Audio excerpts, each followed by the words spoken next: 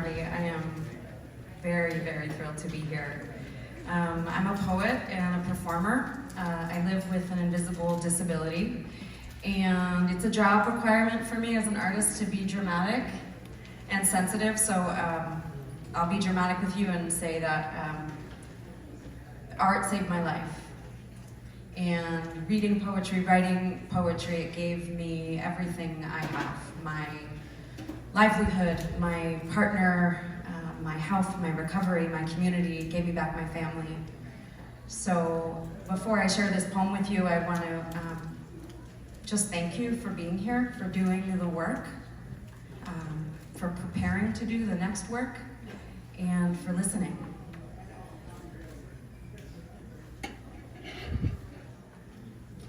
The title of this poem is a quote from one of my favorite writers and influences.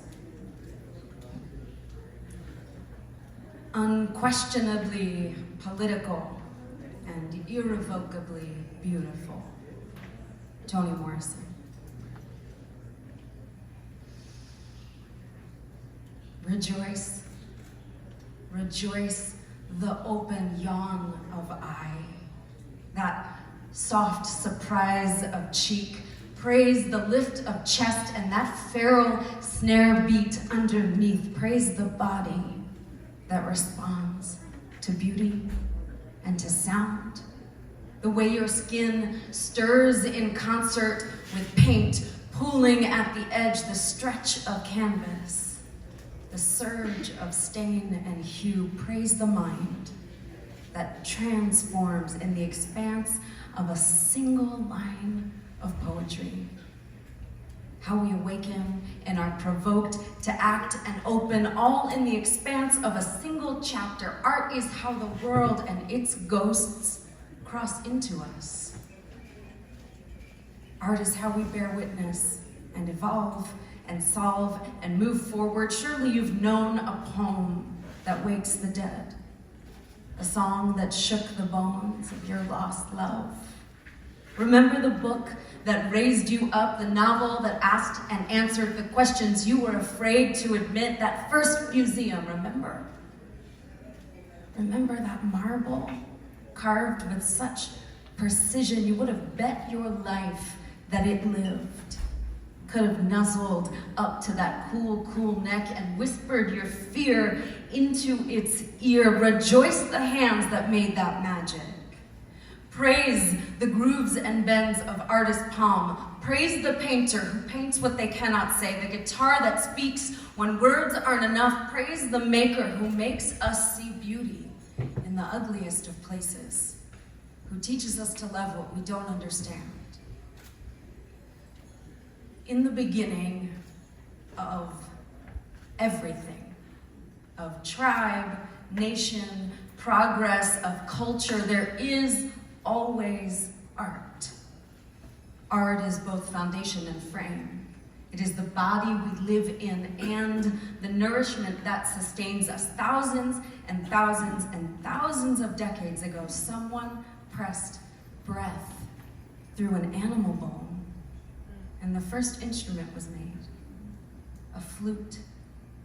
And thousands of decades before that, voices, the rhythmic stomp of feet, rhythms, a rattle to mark the movement of our people, how we kept warm in feathers and fur, or came here in boats and tumbled onto the shore. We danced to that fire wherever it burned.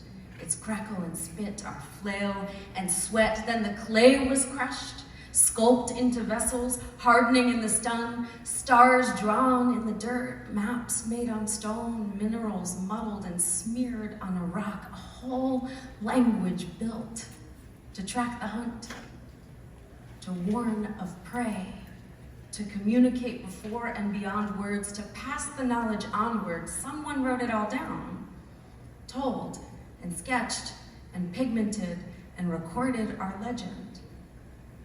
Art is dangerous. Art stirs the water and threatens the power and unapologetically keeps the score. Want to dismantle a society? Get rid of the artists. Want to prevent a revolution? Silence the poets.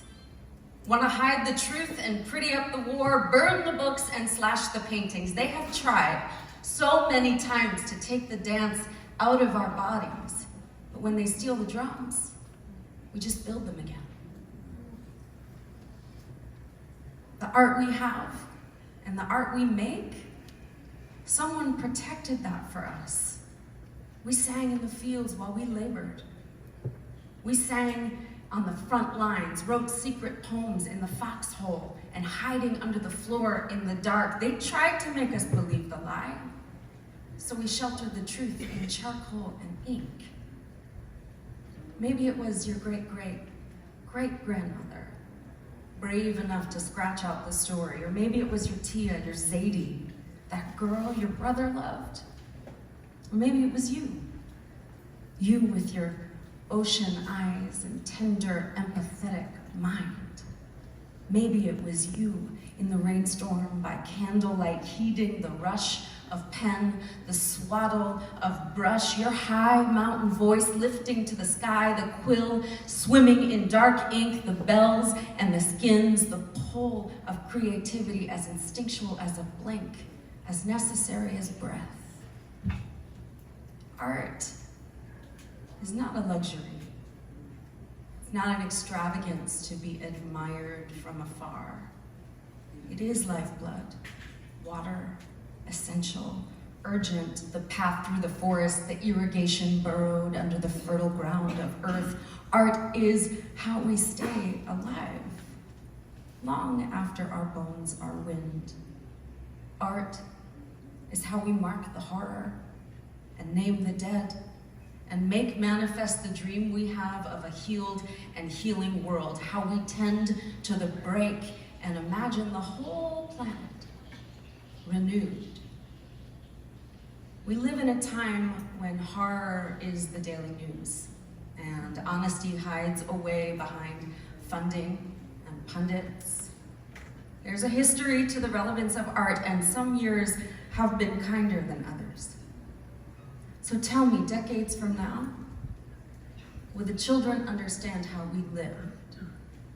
And not just understand, will they know the texture and taste, the shiver and hum of our shared breath, because there is fact, bent to politics' whim and scholars' favor, and then there is the truth, living among the people.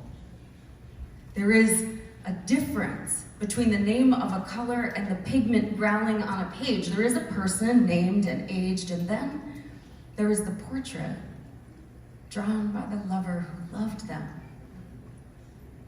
Art tells the truth because it's not limited by fact, and make no mistake, art will terrify you if you don't want the truth.